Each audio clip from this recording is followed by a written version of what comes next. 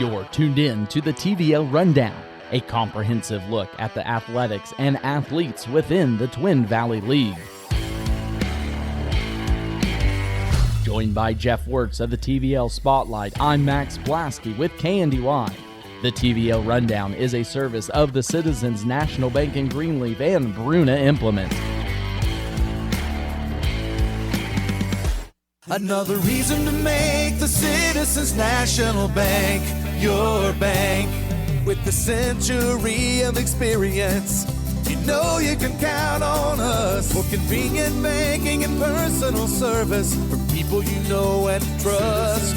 With extended hours and online banking for all your financial needs. Another reason to make the Citizens National Bank your bank.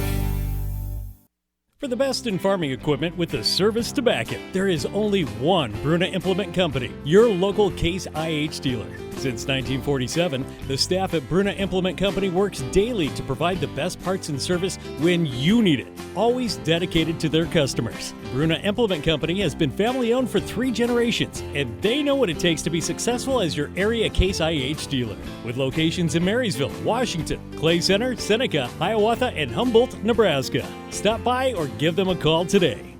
Welcome into the TVL Rundown as Week 8 of the high school football season rolls on through. We're getting into postseason action, including volleyball and cross country, and we're going to start with the cross country teams. We're going to start in Class 2A. The Valley Heights Mustangs will run their regional at Marion down on Saturday. I know there's a lot of athletes from the Mustangs, including Emma Waters, who won TVL a couple weeks ago, that look to have a really good showing and hopefully punch their ticket to state the 1st of November. And I look forward to this. I think we have some of the best cross-country runners right now. This is a league that really puts out 2 or 3 excellent runners. This year, I feel like it's a large group of runners that have that opportunity. And this is weekend full of highlights. This is definitely one of them. And a lot more runners going in action, too, as well, including in Class 1A. Axtell, Centralia, Clifton Clyde, Frankfort, Hanover, Onega, and Blue Valley will all be down at Richmond. When you talk about some good runners there in that one, I know the Centralia girls have had a good season. Axtell girls, too, as well. Titus Cobb from Blue Valley, I know we've mentioned his name a lot. And once again, I think when it comes to that regional, the TVL should show out very well coming up Saturday. I agree. I think it's just going to be a leaderboard full of athletes close to our names, and we're going to see a lot of names that we do know. Again, I just look forward to seeing what these athletes can do, setting up some PRs, maybe even some school records. We saw a couple of those fall last week as well. And as always, Jeff, of course, I'm sure you will have the results as soon as they come through. Where can everyone find those coming up Saturday? Head on over to social media, both Facebook and X.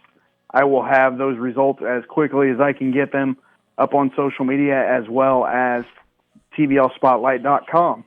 We're going to shift our attention now to football before we talk about some sub-state volleyball here in just a second, but looking at some games coming up on Friday night. Hanover at Lynn. Of course, Lynn won the districts for the first time in 24 years last Friday with a win over Osborne. Washington County at a tough Sylvan Lucas team. Frankfort and Axtell, always a barn burner at that one. And then Marion is at Valley Heights, a game we will have on FM 95.5. You know, Jeff, we were talking a little bit beforehand. I think playoffs have kind of weeded themselves out in terms of where standings are going to be. But that Lynn-Hanover game, the way that Lynn's been playing this year, and of course we know what Hanover is, that one's going to be a heck of a matchup. It definitely is. It's always a competitive as far as the teams wanting to go at it, but this one has a lot of weight to it too, and that's exciting to see. 2 teams that are this close together and really may start a rivalry here.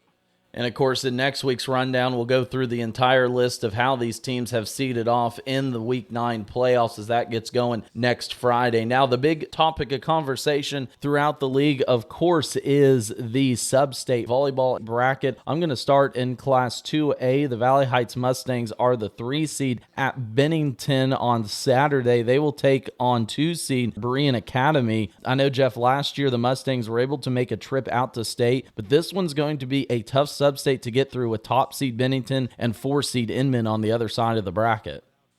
Oh, without a doubt. But we've seen what Valley Heights can do this year. We've seen the athletes that they have. And throw these seeds out the window. Come on, let's just throw these seeds out the window. Valley Heights is a excellent team. Anyone has seen the eye test knows Valley Heights may be one of the best teams in the state again this year.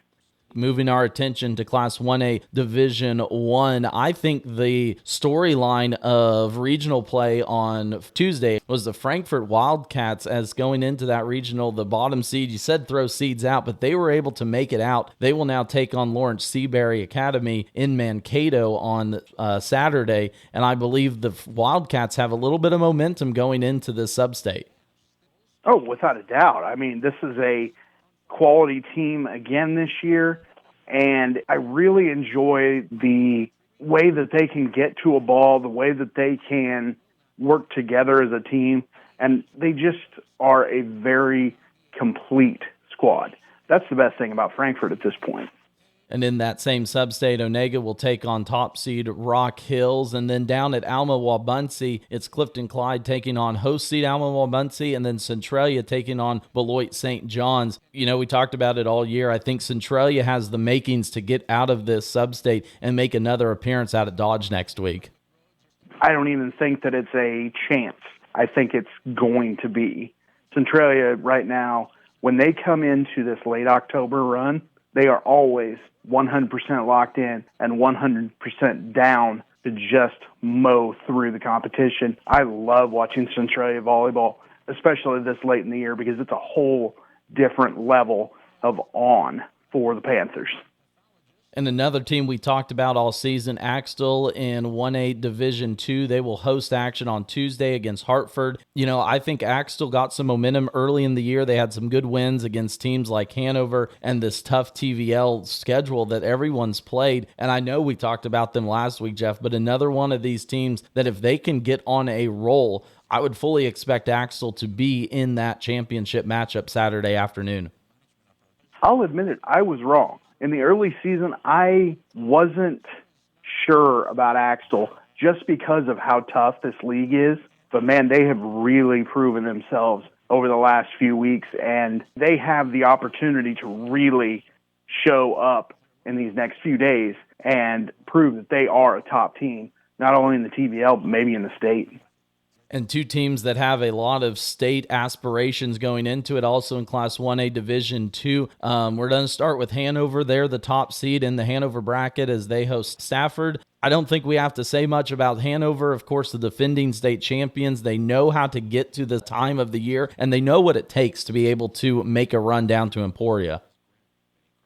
I would like anyone in the state to tell me one thing wrong with the Hanover Lady Wildcats, because I haven't found it yet. They are an incredible team. Coaching is fantastic. Melissa Hawley knows what she's doing when she gets those kids on the court. And, again, another one of those teams that just kicks it on this time of year. And I think we saw them fall to some regular season opponents, but like we said, it's a tough schedule that the TVL plays. They kind of eat each other up, and yeah, you get to this time of the year, experience is going to win. And then Lynn, they are hosting too as well on Saturday. They will take on Lost Springs Center. Again, another team we've talked about, Jeff, the way that Lynn is playing, the way that everyone in that school has kind of gotten behind this team. I don't see a way that Lynn does not make it out of sub-state. Lynn is a hungry team right now. They were right there seemingly the entire year last year, and now they have that opportunity. I really think of all of these teams, Lynn is the most dedicated to getting the W's over the next few weeks.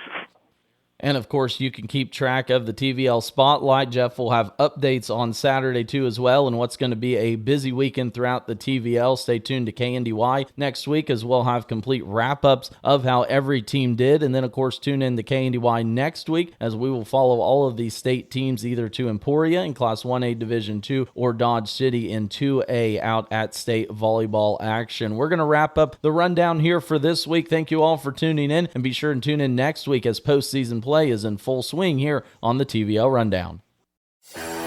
You've been tuned in to the TVL Rundown, a comprehensive look at the athletics and athletes within the Twin Valley League. Joined by Jeff Wurtz of the TVL Spotlight, I'm Max Blaske with KNDY. The TVL Rundown is a service of the Citizens National Bank in Greenleaf and Bruna Implement.